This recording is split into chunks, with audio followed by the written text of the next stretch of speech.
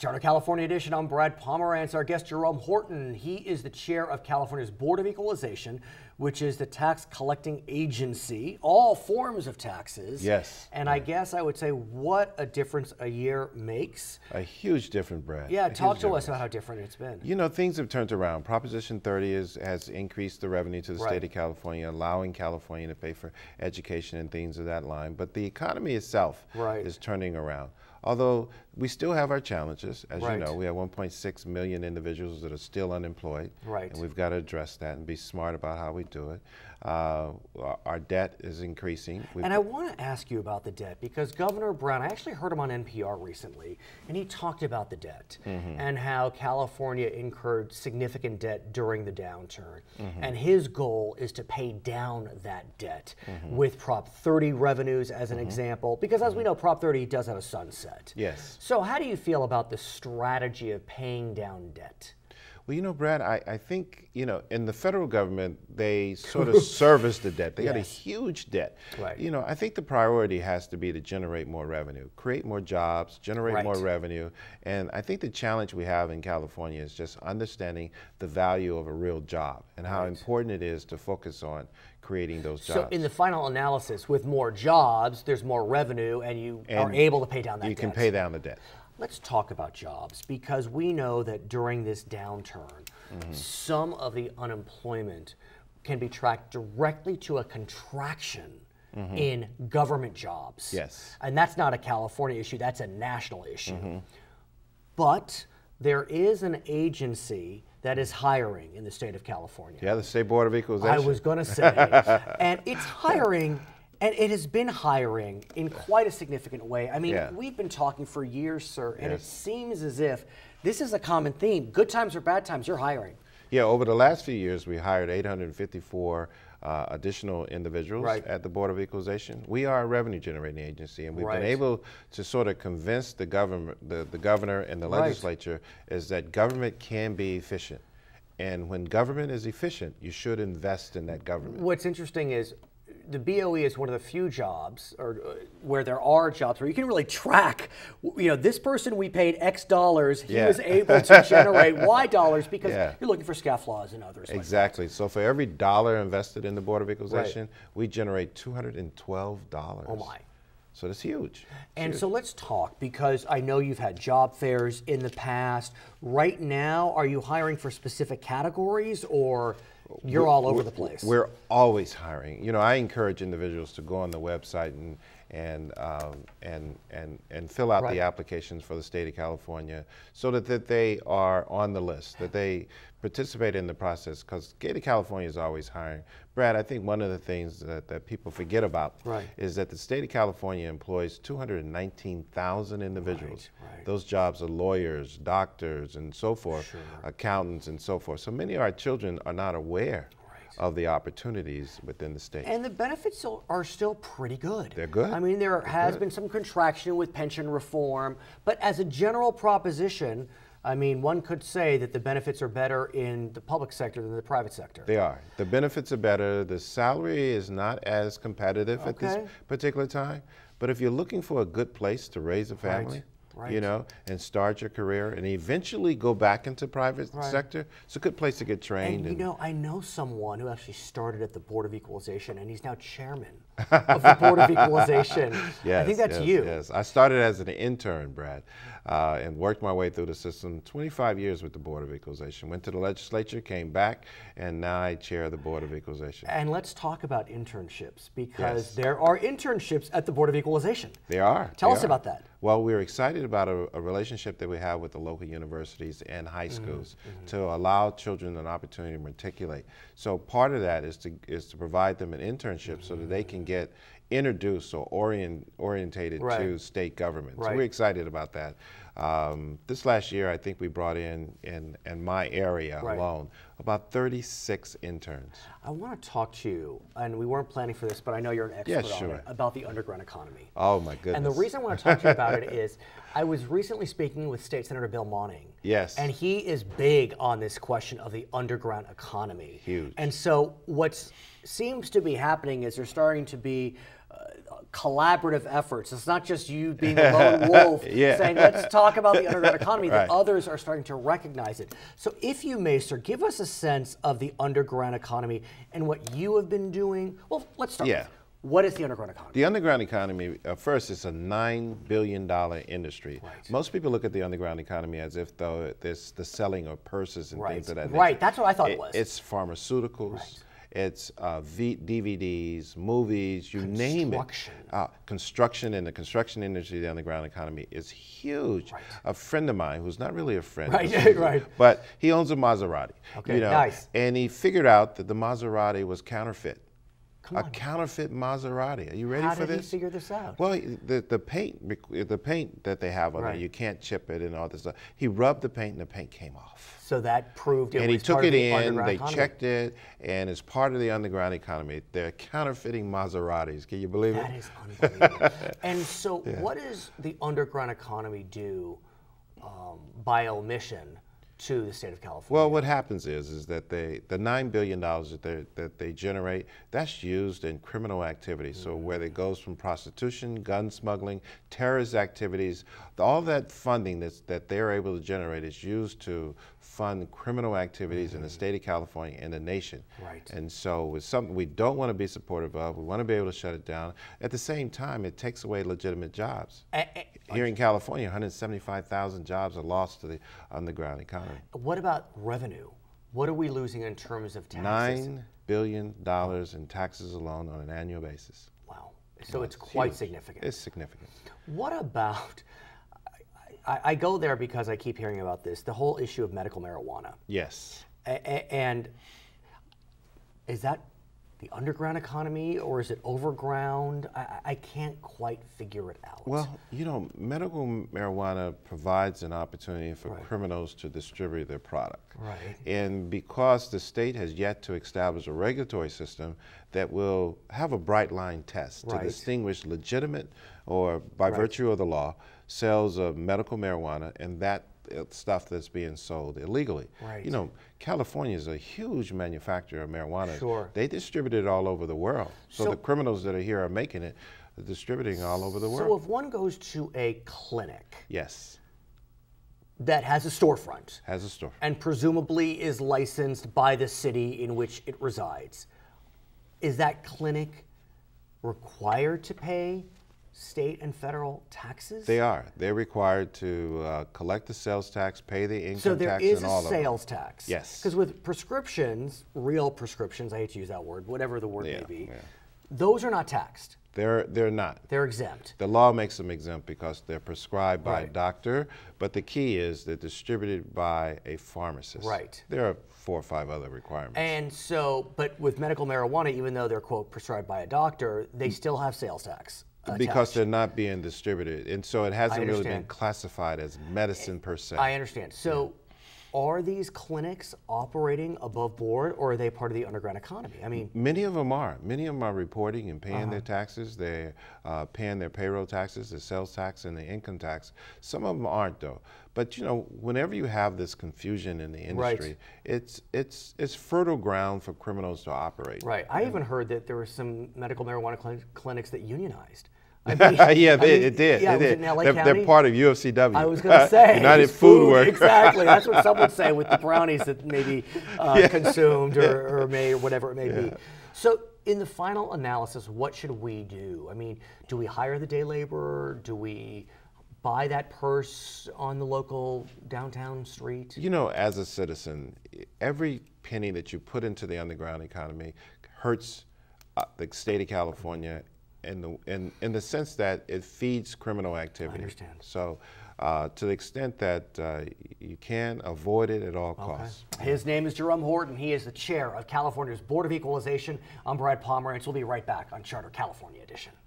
All right, good. Thanks, Brad. California owes just over $74 billion in general obligation bonds. What category makes up for the largest chunk?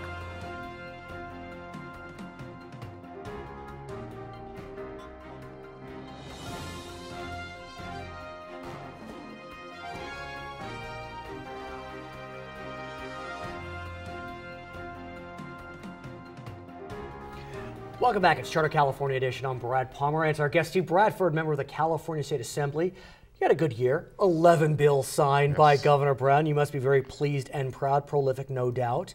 One bill, though, we've been talking about it. And I actually remember seeing you at the airport and you were telling me about it. So this is a bill that you really cared about. AB 128. And it's particularly apropos in light of the recent shooting at Los Angeles International Airport. Give us some history behind AB 28. Great. AB 28 provides LAX police officers, who are the police officers on site at the LA airport, full police status. Currently, under California law, they have 830.3. Okay. Which limits their ability to seize weapons in certain situations, tow a car that might be found to have dangerous weapons or explosives in it, and limits them in a variety of other ways. Why would we ever limit the police officers at an international airport? And that's what we couldn't figure out, because this bill has been tried to be moved forward, or legislation I should say, for over 10 years. It's been opposed by a variety of entities. This year we said, let's get rid of the politics, let's look at the policy and realize this is the third most busiest airport in the nation, a top terrorist threat. And these men and women go to the same academy as LAPD. Why not give them full status? And the governor signed the bill. And so the bill is signed, not implemented yet. No. So if you can walk us through what didn't happen, when there was that attack at Terminal 3 that would have happened if the bill had been in place. Well, what happened was what everybody said would never happen, that the LAX guys could not respond, that they would not be the first there. They were. They responded admirably, efficiently, and very bravely. And even Charlie Beck, the chief of LAPD, commended that department for doing what they were supposed to do, be the first responders. So the group that took out the perpetrator, those were LAX police officers. Which are part of the LAPD? No, they're a separate entity. They're part of LA Airport, World Airport. But now they're going to be treated the same. Yes, they will be. So it begs the question, because a lot of folks were saying, is it time that we arm TSA agents? Because it was those agents that really were in the front line. I mean, they were shot upon. So what's your sense, given that your bill was signed? No, and the bill now will empower those men and women who already are trained to carry weapons, to give them the full authority to carry out their duties, and hopefully modernize that police department. They need more equipment, but they're the ones already trained. So why train another entity to have a gun when you already have folks on site there? But was your sense that the LAX police were hampered at all because the bill had not gone into force yet? I wouldn't say hampered, but once the command post was set up, it was not them. It was LAPD then that was running the command post, even though those officers were the first ones to respond, apprehend the suspect, and carry out those duties. So now LAX police could set up that command post. Exactly. Do they have the resources, or will they need to bring in their brethren from the LAPD regardless? Regardless, you're going to always have mutual aid. Just as you saw LAPD, the sheriffs, FBI respond on a federal property such as an airport like that, you're going to have all those entities responding. So regardless of who's in charge, you're going to have mutual aid assistance. So what went right this year? I mean, your bill was signed, I presume, before the attack.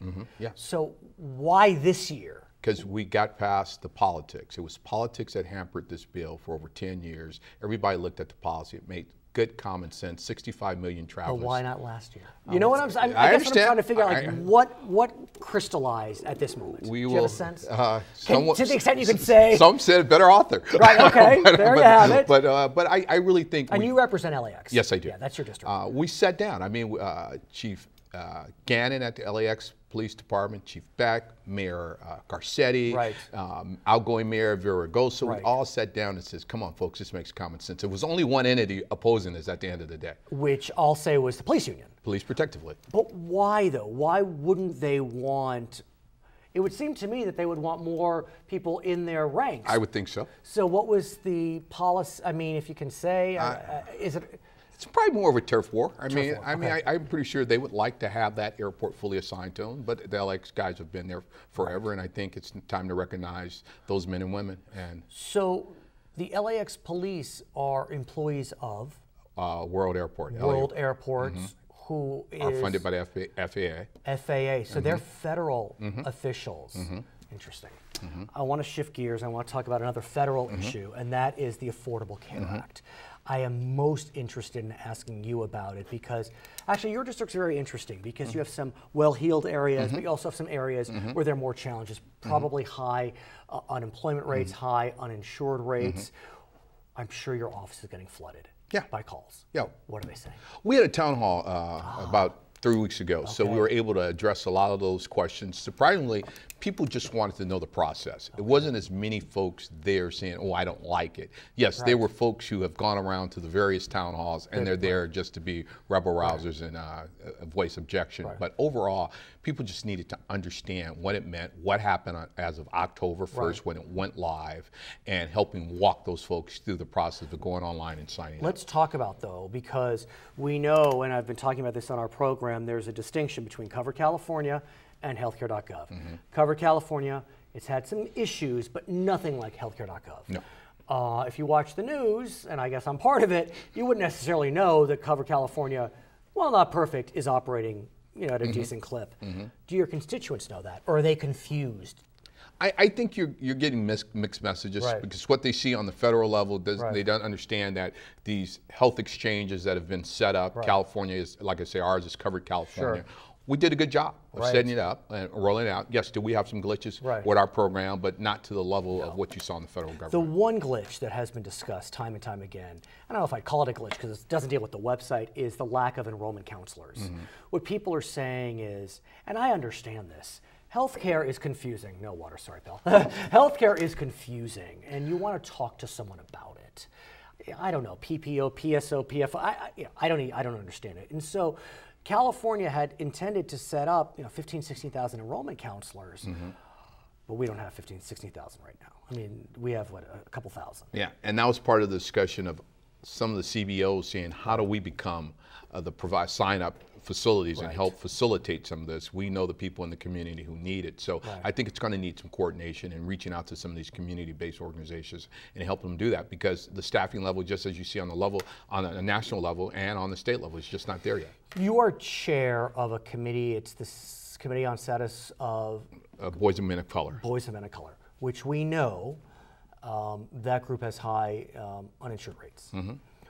Are these boys and men of color accessing healthcare now? Are they going to Cover California? We hope. We don't have the data yet, but again, we had a hearing just 2 weeks ago down in San Diego on the status of boys and men of color, and providing adequate health care is one of the areas we were focusing on. Because I want to make a distinction between black men and boys and brown. I hate using those terms, but you get what I'm saying. Latinos versus African Americans. With African Americans, language is not a barrier, obviously. With Latinos, it can be. So there are different challenges. What's happening specifically with the African American community? Are they accessing Covered California? Is the message getting out? We hope. I mean, again, it's always the outreach. It's always, are we getting the bang for our buck? I mean. But what's so interesting is, with outreach to the Latino community, the messages are very specific, cultural. For the African Americans, at this stage, we all, whites, African Americans, but messages could be tailored differently, arguably. Am I right? Yes, and that's what we're always stressing with these organizations and agencies, that how you reach those communities are different. Despite the challenges, I mean, issues are the same as far as making sure we have health care. The way people get that is totally different in some areas. And we had some examples of, Please. Well, we were at a gang intervention thing, and they were meeting with a young man, and he was always angry about, people telling him about healthcare and things of that nature. And then they peeled back the layer a little bit, and he found out his family history. He had never understood it. Once somebody walked him through it, he was because he had cancer, and he just assumed it was a death sentence, and realized once they walked him through it, explained what the doctor meant in the room, because he didn't understand what the doctor was saying, but somebody broke it down in their language. He's Steve Bradford. He's a member of the California State Assembly. I'm Brad Pomerance. We'll be right back on Charter California Edition. How old was this kid? And what city is the world's busiest airport located?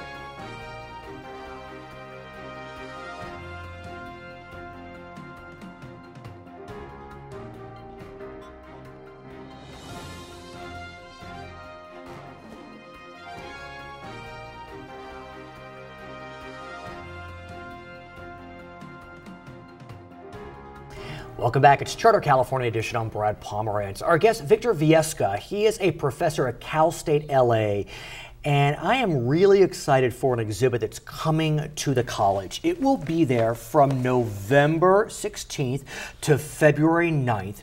It's called American Sabor, Latinos in Popular Music. Sabor means flavor. Flavor. Right, and look, if you're from Los Angeles, if you're from California, you know the soulful sounds of Latino music. Right. And what's so wonderful about it is this exhibit is going to be highlighting 5 cities that have really helped Latino music grow up in America.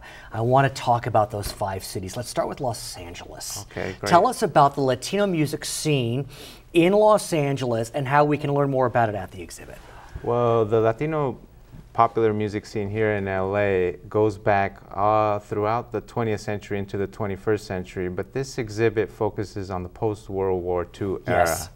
So we're going to have information, music, and artifacts from several Los Angeles groups like Los Lobos. I mean, that's a quintessential Los Angeles group. Los Lobos, we think about Richie Valens. I mean, it really kind of typifies what we think about in terms of Los Angeles Latino sound. Exactly. And the location where the exhibit's going to be, Cal State LA, is in central East Los Angeles, where Los Lobos are from. But we're also going to have groups from the Chicano punk rock scene, like Los Iligos, Alice Bag, The Brat, hip hop from LA, like Aquid, and several other groups from the area, but also throughout Los Angeles. And what makes Los Angeles unique in terms of its Latino sabor is its diversity. When we talk about the other cities, we'll see it's easier, it's more tangible to say, this city is known for this specifically.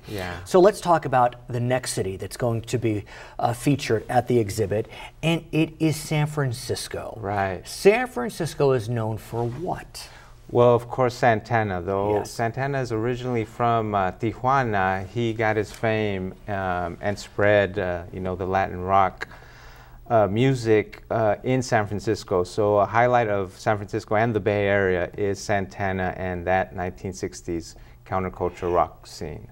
It's hard to deny that Carlos Santana is one of the most successful musicians of our time. Oh, yes. And his longevity defies gravity. Why? What is it about him that he has such cross-cultural appeal? Well, I think he was part of the 1960s rock and roll movement, but he blended Latin music sounds, and the rest of the United States has become more Latino. So you can say that part of his longevity has to do with the fact that Latinos now are a bigger part of the U.S. population. But even in the suburbs, I mean, look, we're all listening to Santana. I mean, who doesn't love some guitar by Carlos Santana? Well, I mean, I think he's special, pretty much. But the way he blends several sounds, not just he is of Mexican descent, but also Caribbean sounds. Everything. African-American sounds. Speaking of the Caribbean, we must talk about Miami. I mean, I think about Gloria Estefan. I remember when Ricky Martin performed, I think it was at the Grammys. And literally, it blew the audience away. I think it was Madonna went up to him after the performance. I mean, his life, I'm getting chills on his behalf because his life was transformed at that single moment. And Gloria and Ricky really kind of define the Miami sound. The Miami sound machine. In fact, Miami is considered the entertainment capital of all Latin America because it sits right in the Caribbean where a lot of the music comes from, including, you know, Mexico, the Circum-Caribbean around Veracruz. So why is it that sound has lasted, has permeated, has been propelled into the pop culture in your mind? Well, I think one of the things that the exhibit points out, as with the name American Sabor, is that it's got flavor, and I think America is the first word of that. And so these kind of groups, musicians, have brought that flavor of the Caribbean and the Americas into the United States and made it now mainstream. I think this is what the exhibit is trying to show. And who would have thunk that salsa music would become mainstream. Even a dork like me has taken salsa classes with my wife. I mean, it really is another example of how the Latino American Sabor flavor has really blended so beautifully into American culture. And salsa grew up where? In New York City, though its roots are in Cuba and Puerto Rico. It migrated with the Puerto Ricans in the 1950s into New York City, and from New York City, which was itself an entertainment capital, spread throughout the United States. Was it the kind of that whole West Side Story era when that kind of salsa flavor snuck in and really grabbed the heart and soul of Americans, Latino and otherwise? New York gave us mambo and salsa, and especially in the late 1960s, great artists like Eddie and Charlie Palmieri, Hector Lavoe, Willie Colon spread the music around. And here, so what the exhibit does is show the diversity of Latinos in the United States through their cultural production, through their popular music. It's funny, here we live in California and we're very much focused on Mexican Americans. Right. But if you're in Miami or in New York, it's Puerto Ricans, it's Cubans, Dominicans. I mean, we have Colombians. Central Americans, but of course. But right. I want to talk about San Antonio. And what we know is Tejano music. And we think about Selena. I mean, I remember in the 90s when we lost her, and, you know, in a bit of irony, how her death catapulted Jennifer Lopez to fame because she played Selena so miraculously in that film. But in some ways, do you feel as if her death push Tejano into the mainstream? If she would not have died, it wouldn't have become so popular? Well, actually, I think she helped push it into the mainstream. During her life? Yes, I think she popularized it, and she gave a role model to Latinas of all origins throughout the United States. So she was becoming, and she was at the time a big star. She was becoming a great star. She was crossing over. Unfortunately, she was killed in her prime. So did Selena give us Christina Aguilera, Selena Gomez? I'm trying to think of other Latino artists that clearly have tremendous crossover appeal, kind of in and outside of. I mean, Christina Aguilera, I think, does have kind of a Latin flavor. Selena Gomez, I don't think as much. Though she might be named after Selena. I wonder. I mean, the age would make sense. Right, and I think that she not only influenced a whole generation of Latinas to become part of the entertainment industry, but I think she also made the music industry understand that Latinas could cross over. Who was the actress that we sadly lost, the singer who sadly lost from Long Beach recently in a plane crash?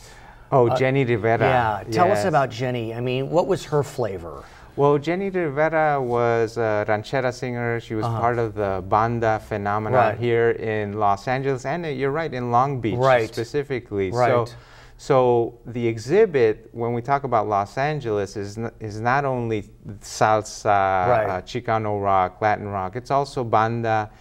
And it was mostly Mexican Americans, Central Americans who made it popular here in the United States, and now it's popular all over Latin America, even in Puerto Rico. So it went the other way. Yes, exactly. How even interesting. Though it started, or became, not started, the roots are in Mexico, but it became popularized. So it went both ways. Angeles. Yes. So where does Latino music go from here? Do all these genres have staying power, or does one seem to really be capturing the imagination of Americans, Latino and non-Latino?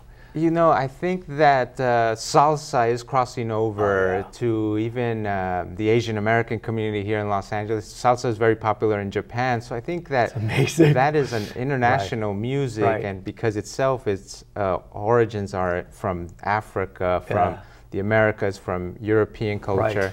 So I think that sound has spread all over, but the different kinds of musics that are popular among Latinos here represent the diversity of the Latino population. I'm very glad you came. Thank you for joining us. The exhibit at Cal State LA is running from November 16th to February 9th. When we come back, we'll be speaking with Roberto Uranga. I'm Brad Pomerance. It's Charter California Edition.